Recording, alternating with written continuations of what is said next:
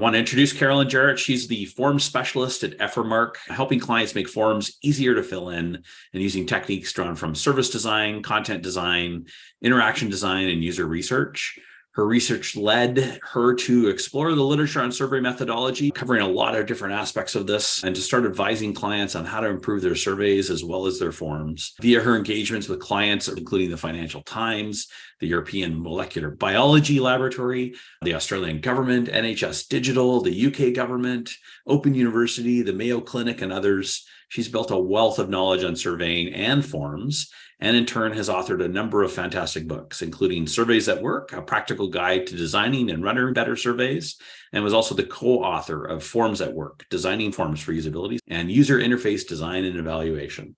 Really excited to have Caroline join us. And with that, I'm going to pass over to her to get things started and take us through this wonderful topic.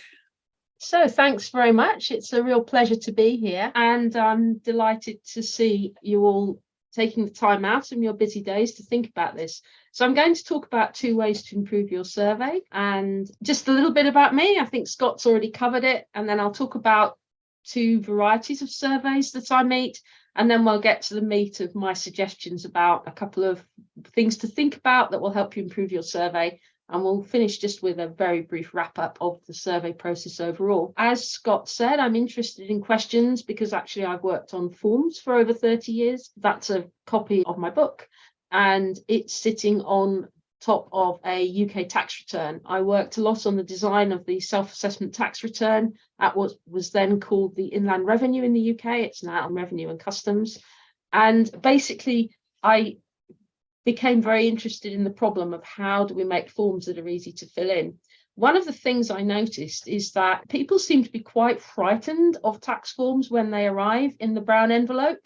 And this is a very old picture of a tax form peeking out from a bunch of other posts. And it's usually going to be the envelope that people are not looking forward to opening. And so I started to think about why are tax forms frightening right from the get-go? And I think it's basically something to do with goals. A form is there because it allows someone to achieve a goal. In the question of if you're trying to, for example, buy something online, your goal is to actually get that purchase completed. And there is a form where you have to put in your details of this and that. But also the goal might be, let's try and get the tax person off my back. So there's some stuff going on around goals. There's also, I noticed when doing a lot of usability testing of paper forms, that people would separate the form, they'd open the envelope, find the form and separate all the other stuff very quickly. I used to joke about how many seconds it took, and it was generally of the order of 3 or 4. And there's something about a form, because it looks like a form and works like a form, immediately you start to get people behaving like a form. And then in the middle, which is what we're going to really focus on today, there's a bunch of questions. It's always going to be something that asks you questions and expects answers. And what has all that got to do with surveys? Essentially, I tried looking for academics who were looking at problems around specifically, especially questions. There's not a lot of people in academia studying forms, but there's an enormous literature being added to by the survey methodologists around why people answer questions and everything else to do with surveys. So I turned to the survey literature and I found a lot there. And the eagle-eyed amongst you may recognize that's a picture of the bookshelf behind me. More about surveys really helped me to understand more about how people react to questions and think about them. And so one of the things I found really fascinating about surveys, which really hadn't occurred to me in the world of forms, was that I discovered that quite robustly, if you send mail a paper survey with $1 in the envelope, that will have a better effect on the response rate than guaranteeing that people get $10 later, which I thought was quite fascinating. This isn't a draw. This is where you're definitely going to get your $10 later. So both of them will slightly beat nothing, but not as much as you might expect on the guaranteed $10. And I read more in the literature and I discovered this model that I found very useful, both for my work in forms and also very much in surveys. So whether people will respond to your survey really depends on, do they trust you? Whether or not they want to help you depends on trust. And then within that, balanced on top of the trust, we've got the perceived effort, how much hassle is this going to be for me, and the perceived reward. And so that dollar is an immediate perceived reward, and it demonstrates a level of trust, whereas the higher amount, it's perhaps a perceived reward, but it could be increasing the perceived effort. So it might be hassle actually trying to get hold of the money. So we've got quite a balance going on.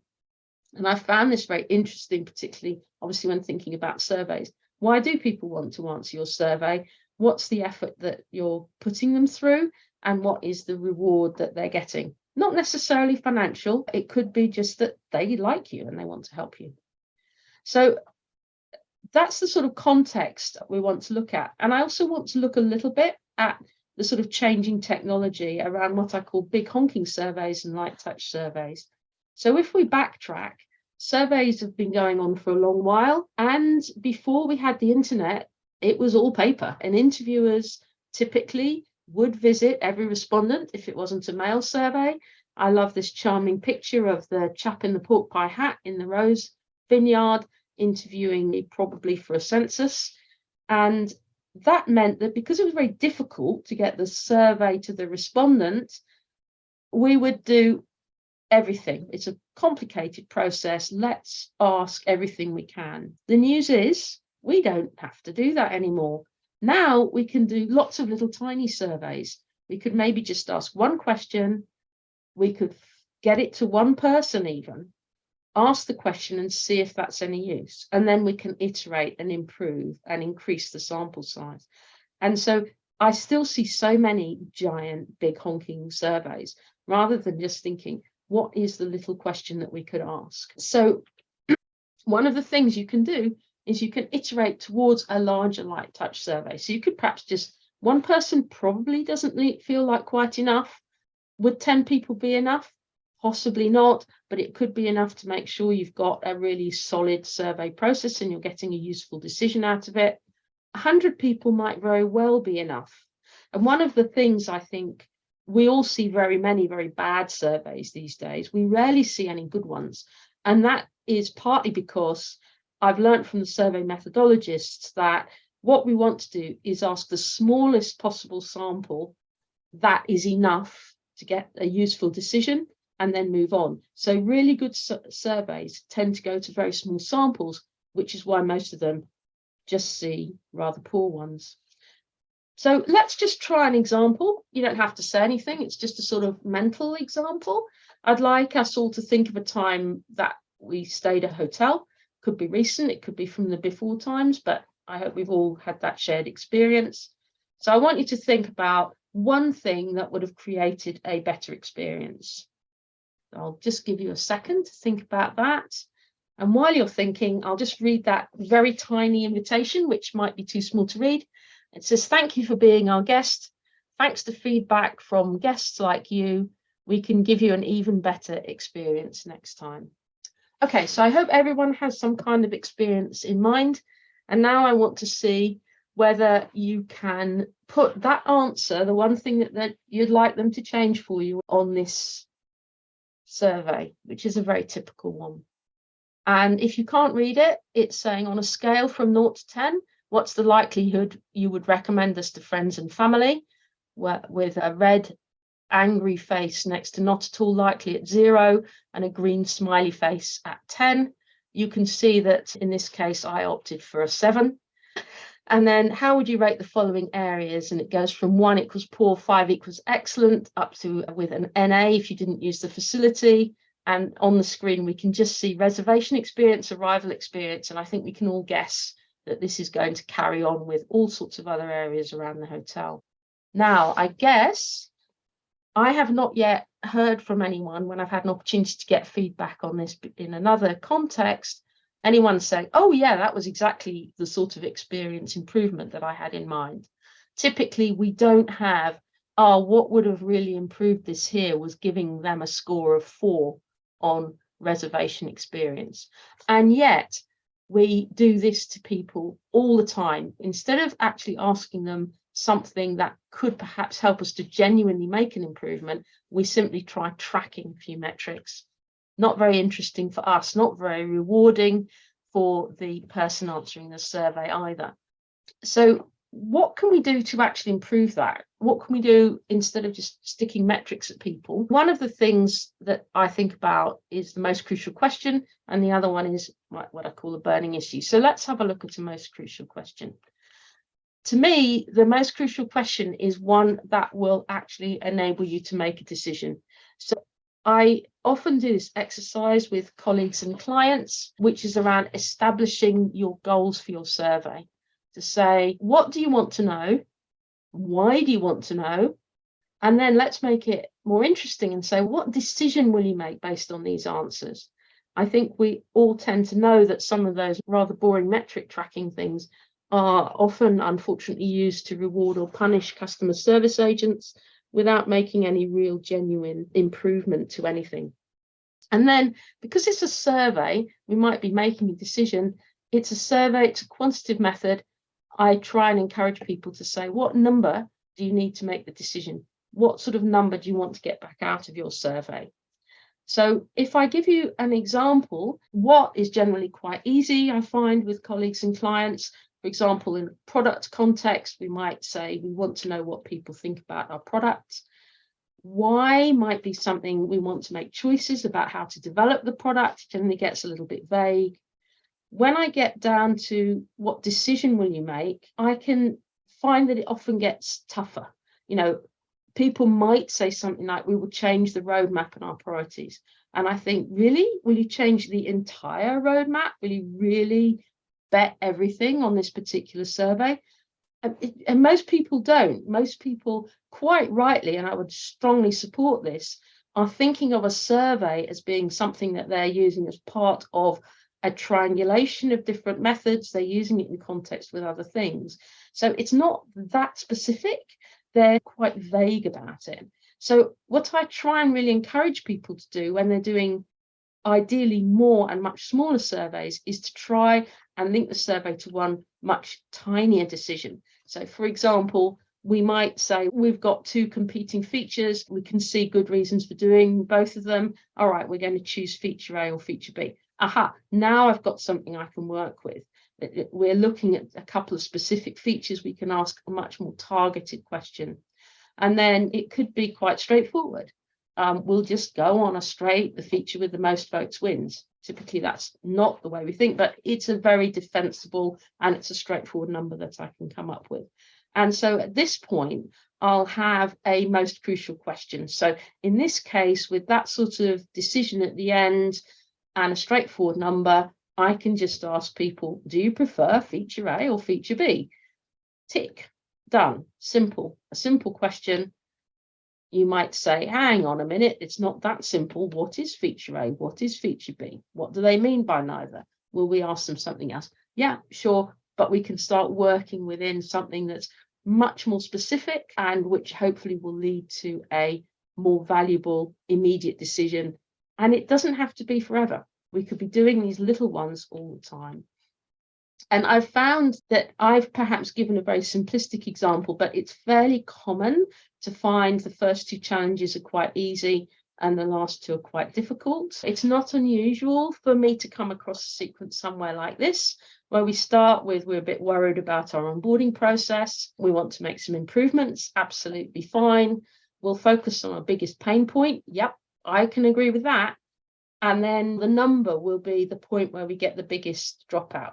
Absolutely fine as well. The problem is that last number isn't something where I would reach for a survey method. I would use my analytics to get that. So sometimes these discussions can be very useful because people can have a tendency to reach for a survey as their method to find something out, rather than considering it in the context of some of the other methods that we have available to us now. So we do have other methods to choose from. I've put some of my favorites or ones I talk about on this matrix. So we've got our survey, which is where we ask people and we want to end up with a number in the bottom right-hand corner. But we've got another way in which we count people, and that could be our analytics. So typically finding out where people drop out, I would prefer to reach for my analytics to find that out and then think of something else for my survey. And then my heart really, I have to admit, isn't qualitative research. So another thing we could do would be to perhaps ask people. So you might interview them to say, why did you drop out from this? What prompted you? Or you might do a usability test or a field study where you go and watch them doing onboarding and you see why they dropped out and when. And so there's sort of other methods going on. So if you don't need to both ask questions and get a number, then I would consider trying something else and then reserve your surveys for places where you already know something and you want to count it. But let's go briefly back to our 4 challenges. These things all lead us on to defining what I call a most crucial question. So just from my book, my definition is the most crucial question is the one that makes a difference. It's the one that will provide essential data for decision making. And my claim is that you'll be able to state your question in these terms. We need to ask this so that we can decide that. And the most crucial question, I have rarely or never discovered that to be the very famous Net Promoter Score loyalty question, which we saw in the questionnaire earlier. So I'm very keen to get people to refine to a most crucial question, and it can be one that's stated unequivocally in your terms. You can then iterate on that question to get to something that your customers, product users really understand. So typically, if we go back to the features, we often have our own jargon for features. We often have to give a bit more explanation so that people know what we're talking about when we ask them to choose. So one of the things that you can do as well is I've asked people to choose one most crucial question per survey, but there might be plenty you have that you want to ask. And generally, I'm greatly in favor these days of using a lot of very small light touch surveys rather than putting everything into one big honking survey. It's less impact on your customers or your users or your colleagues, whoever we're asking. Only a few people are getting asked each time, but it's more interesting for them because you're asking more interesting question. You're not just giving them the same questions all the time. And they're not getting asked so often because we've got a much smaller sample. And so this sort of patchworking where we ask lots of little pieces and then put it together to a picture is something that we can really do much better these days with the sort of technologies that we have. And indeed, you'll see later that I actually requested that the cover of my book be a bit of a tribute to the craft of patchworking with a sort of quilt type of design. So far, I've just been talking about how we might consider what we want to ask, but that hasn't really left much space for the people we want to respond and what they want to tell us. So let's turn now to thinking a bit about burning issues and going back to that trust, effort, reward triangle. So there is a perceived reward in being helpful to an organization you like, but there's also a perceived reward in telling the organization something that you feel they need to know. So if we think back to our hotel example, it's a little bit frustrating not to have any space there to actually let them know something that would have improved your experience. So how do we understand what people want to tell us, and how do we create space for them to be able to tell us? And that's where I think about burning issues. It's just my personal jargon for things that people want to tell you. There's often quite a variety of them. If many people are thinking the same thing, then you really want to find that out. So one of the ways of finding out what people want to tell you is to try some of the other techniques, observing people or asking them in a qualitative way, and then feeding that knowledge into the survey. So my contention is surveys are for counting things that you already know, not for finding things out in the first place.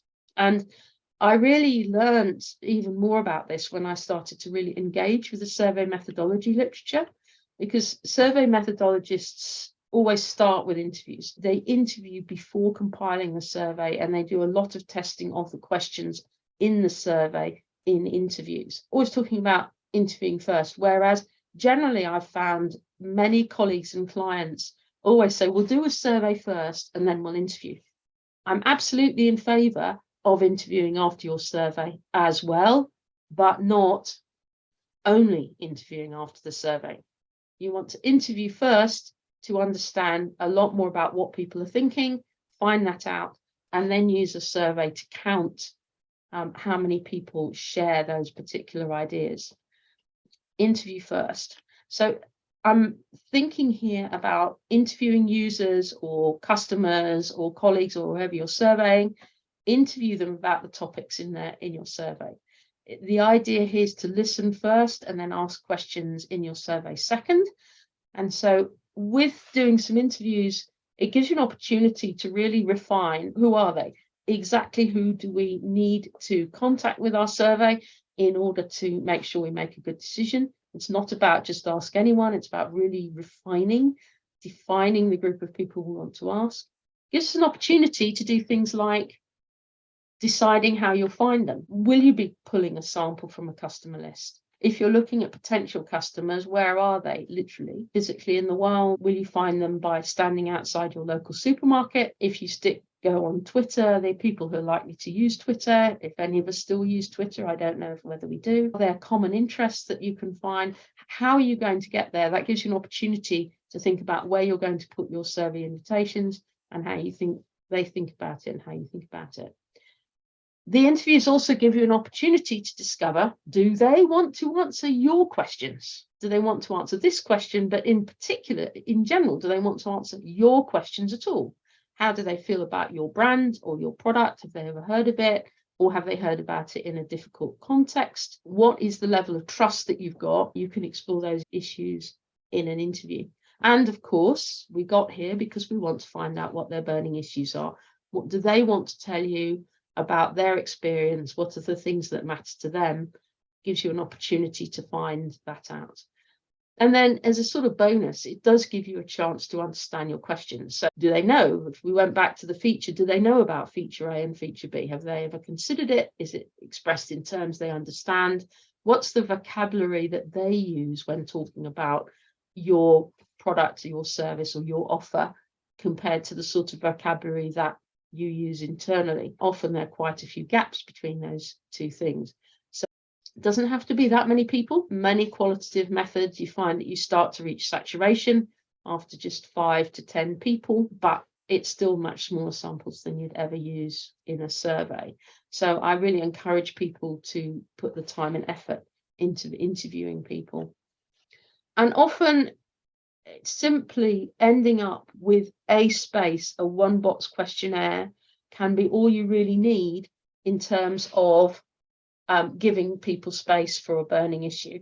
And I remember very clearly taking a screenshot from this website. It's from a well-known seed merchant here in the UK, because refreshingly, it popped up a box saying, help us improve, and then there's a box to type into.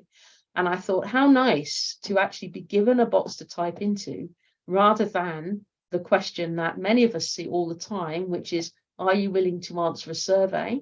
And I think pretty much every organization I've come across already has plenty of evidence that people do not want to answer their surveys. And what they'll find out from those boxes is that most people answer no. They don't want to be interrupted in order to tell them something else. Whereas a box that pops up with a more interesting question is one that is slightly more likely to get an actual response, because in some cases it's less hassle just to type an answer than to find the way of dismissing the box. In true style, though, no example is ever perfect, and it amuses me greatly that the field of survey methodology has been going at least well over 100 years. Possibly one of the most cited papers in all of academia, and certainly in survey methodology, is Lickhart's famous 1932 paper on the rating scales, which have often become known as Likert scales. He discussed them in his paper. And way back in 1932, Lickert was saying to us, avoid double-barreled questions. If you've got eagle vision, you may be able to see that the question they've given us here is, what do you like about our site and what can we improve on? So Naughty Sutton seeds did sneak 2 questions in one into there, and they should have really chosen one of them. You might say that's going to be a lot of data for us to analyze. True, but I'm only suggesting you send it to 100 people. So if I turned to you and said, I'm going to give you a little essay from 100 of your customers, would you say yes or no to that? I hope you might be open to thinking it was a good idea. And then you might find out from that next time, I don't have to get them to type. I could refine that a bit and give them 2 or 3 things I've heard about to see where they agree with it. So there's quite a lot going on just in a single box questionnaire. So I hope I've given you a little bit of theory about 2 sorts of ways of thinking about questions that I hope you'll find useful when considering your next survey. And I thought I'd just finish off by doing a little flick through, perhaps, the survey process that I think about. We've been looking primarily at goals, which is my 4-stage process for helping colleagues and clients to establish and refine their goals for the survey. And we've ventured a little bit into what I think of as sampling, which is about deciding who to ask and how many people we're going to ask. And I'm advocating using very small samples to build up a picture rather than large samples. That has helped us to get, I hope, some ideas for refining our questions a little bit. And I would absolutely urge you to test those questions in interviews. Survey methodologists would talk about cognitive interviewing, which is just basically interviewing, but asking people to tell you what's going on in their heads as they think through the questions. Then we have to typically build a questionnaire. These days, most of us, most of the time, are using some kind of web instrument to create an online questionnaire. Surprisingly, response rates for paper questionnaires have held up much better than response rates for anything that's delivered by internet. And I think that higher response rate for paper is just because it's so unusual to get a paper questionnaire these days. Then once you have a questionnaire, you want to get it out to people in some kind of field work, making sure you've got a good invitation and thinking through what your follow-up is going to be. And from that, we get some responses, which we will have a look at. Often if you have a small enough sample, you can even circulate all those little essays to the people who need to read them within your organization rather than doing too much to them. So that creates quite a small but useful data set. And then at the end, we've got some kind of results. Typically, as I say, we're counting something. So if we're looking for a number at the end. And then one of the joys of surveys is that to do a really good survey, we actually have to do many things well. So it's not just a question of asking questions, it's looking for your most crucial question, a question that you need answers to. It's not just in a sample, it's not just about banging that out to everyone. It's about thinking about who are the right people that will really help you make the decision. You want some questions that people can actually answer, that they understand, that they have an opinion about. And then when it gets to the questionnaire, if it's going to be an online, you want something that people can actually interact with, that it's accessible. It's got all the good stuff in there about how do people actually click and get around it. And after field work, you want to make sure you've got answers from the right people, the people you want to reach. And then in your responses, you want to make sure you've accurately reported on the answers that you've got. At the end of all of that, it's about making really useful decisions. And this sounds very linear, but you'll see it's not really linear at all in practice, because the useful decisions tie right back to your goals. You want to have a very clear idea what decision you want to make and how that can relate to your goals. So I've talked, and I think now would be a good time to basically give you information about how to contact me if you want to carry on the conversation offline. And I think we've got a good 15 to 20 minutes for questions, if anyone has any at this point. Fantastic. Thanks, Caroline. Really appreciate it. That was a world tour, I guess you could say, through the world of surveys, which is fantastic. I'm going to jump in with one of the questions from our folks here. We'll leave some time as well for people to table them. I've also got a few that we gathered from people who couldn't attend today. So I do want to make sure we also leave a little bit of time to ask those if we can get through them. So the first one here from Gary, do you have any advice to encourage that initial engagement with web-based surveys going out to existing customers? Oh, absolutely. And one of the things I think we can very much neglect really is that the invitation is such a crucial part of the survey design. And yet I find that people almost never, in my experience, actually usability test their questionnaires. And even if they do, they even more rarely actually test the invitation. We bang the invitations out, but don't find out how they're turning up in our, I'm assuming these are invitations that are going out by email. And I found that the pop-up, if you're in the middle of the product and then there's a pop-up within the product, these are even more unpopular with users than the pop-ups on websites, because they're there to do something and they're like, oh no, not interested. So it's very important to actually put some effort into trying to test it. In terms of the email invitation scenario, it's a little bit easier to test, because you can say to the person who's testing it for you, okay, you get them in a meeting like this and say, look, I'm just going to pop an email. Would you mind sharing your screen? I'm going to show you what the email would look like, and then they can react to it. That's relatively controllable. But if it's a situation where it's a pop-up within the product, then you may have to, I hate to say this, but you may have to be very slightly deceptive and actually ask them to be testing the product for something else, and then sneak the test of the pop-up survey in there at the same time. Obviously being very careful about not being too deceptive. Just say we're testing a variety of things, for example, so that you're not being too sneaky. But yeah, the invitation is just incredibly important, and minor changes of wording in the invitation can have a quite worryingly massive effect on your response rate, I'm afraid. Yeah. So definitely it sounds like a combination of the invitation itself and how you present the survey to a customer can have a significant influence essentially on the outcome there. Yeah. And the response rates, for example, if you present a survey in a banner on the website, the response rates can be absolutely 1 in 10,000 or something like that. Really shocking. Not to say it can't be useful, but I've genuinely done surveys on a banner with dreadful response rates and still got useful data out of it. But it's tricky. So a question here from Hein. At his particular scale up, they're trying to make a decision on which user groups are least happy with the workflows that they support in their product at the moment. And he was considering utilizing the dreadful NPS and segmenting that on types of users. What would you say is a good use of NPS, or would you suggest another methodology to accomplish that goal? I'm very equivocal about NPS. I have got Fred Reichert's book on my shelf, and I would say if you're considering using NPS, then it's worth buying the book. There's bazillion editions of it, and they're all not that different. So just get one. If you don't want to prop up his empire, then buy one secondhand, or it's going to be, I don't know, $20 or something.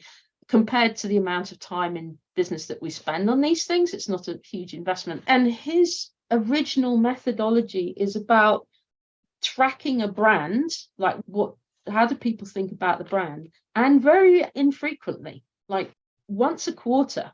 And yet we're all familiar these days of getting an NPS related survey every single time when they interact with the brand, which isn't in there at all.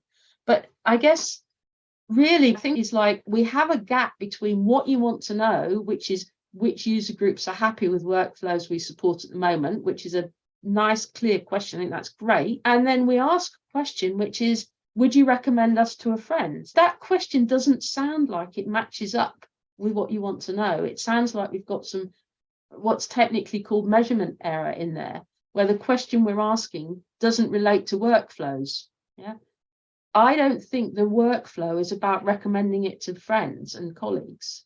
I think workflow is a different concept.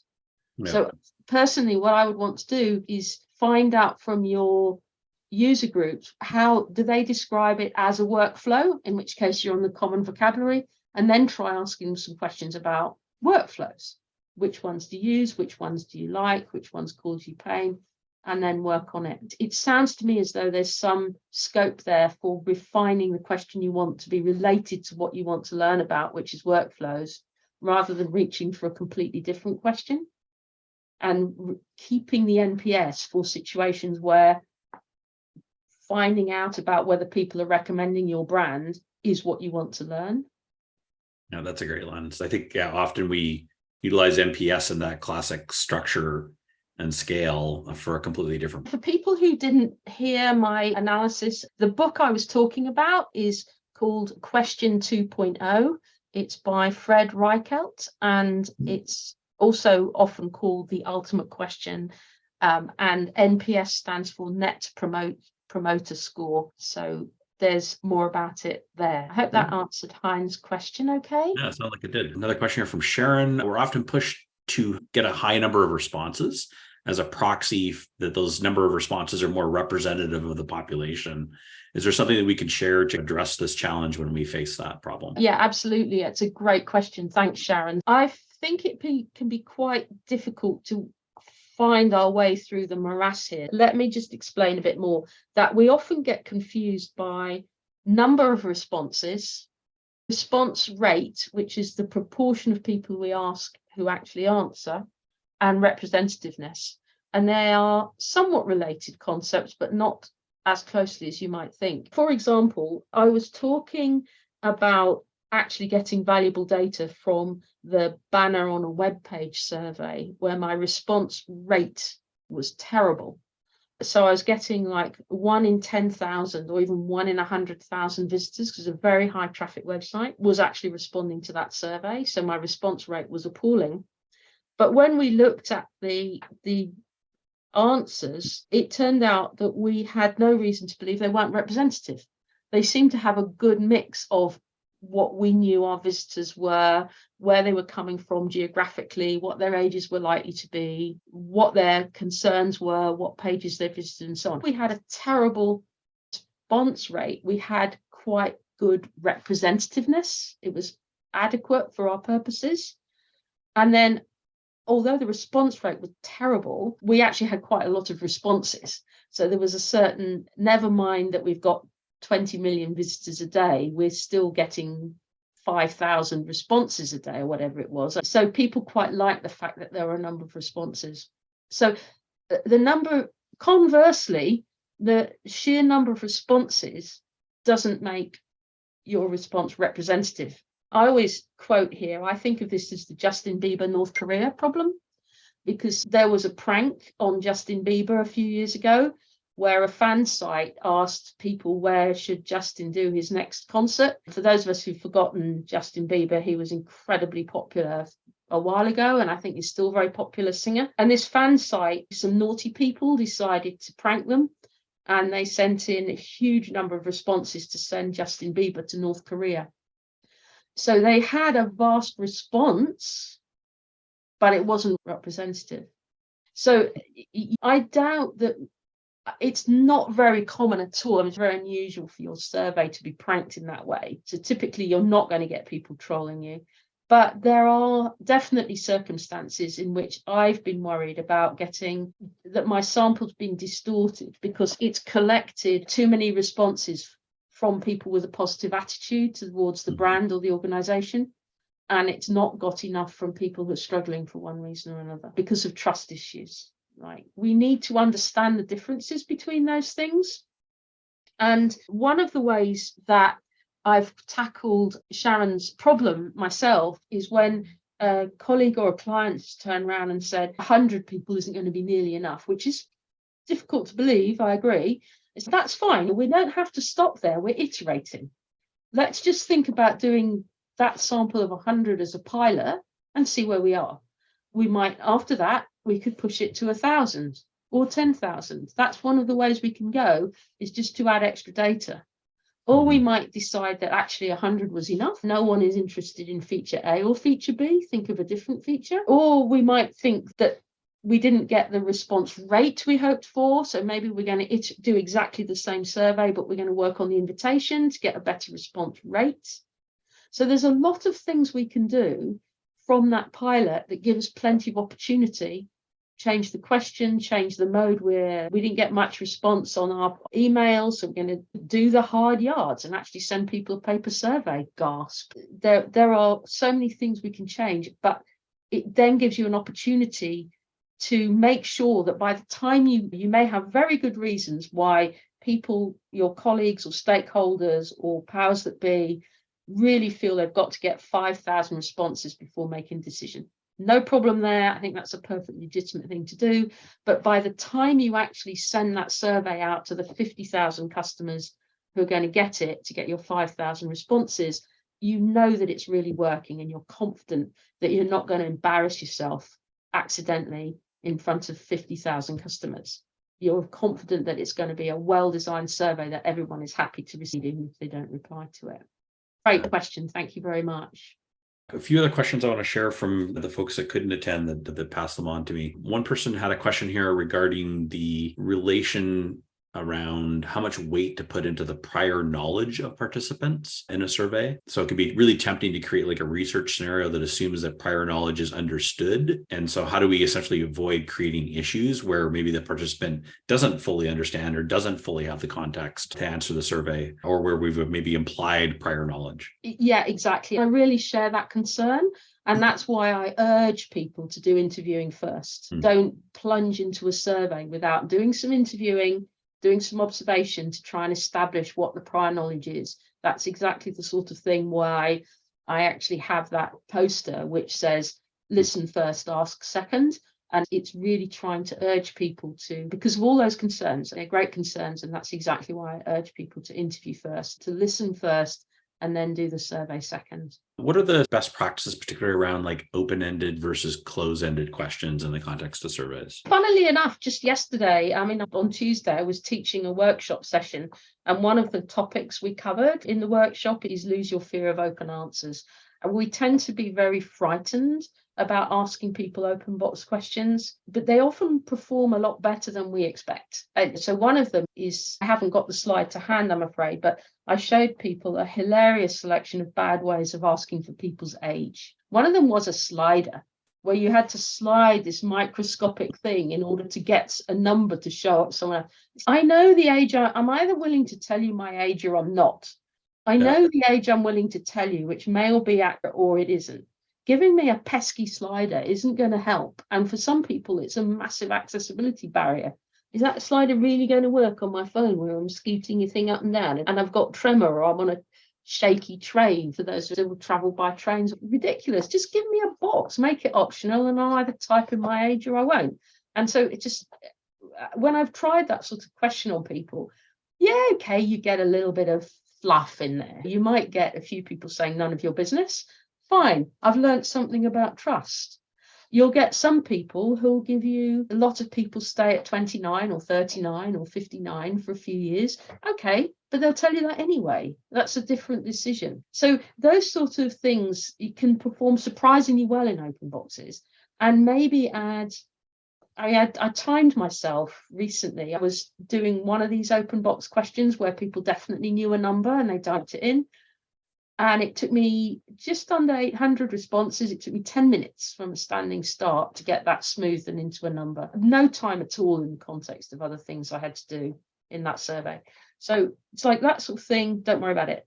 And then the other thing is, I showed you in the talk, I showed you like a question that's expecting a little bit of an essay. Yeah, it's absolutely true that those things are a bit more difficult for people to answer. And I noticed in the chat, in the hotel example, where someone had a fabulous stay in a hotel and couldn't think of a single thing to type in that would have improved their stay.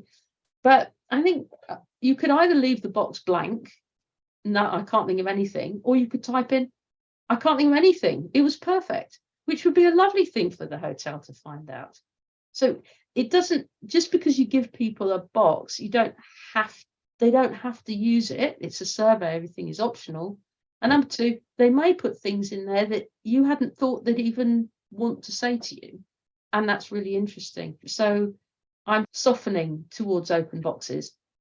But having said that, remember, go back to the context. We're looking at light touch surveys. We're looking at asking people one question. We're not giving them, write me an essay about everything. Just trying to focus on a very small number of questions, small number of responses, and then asking a different thing at a later date.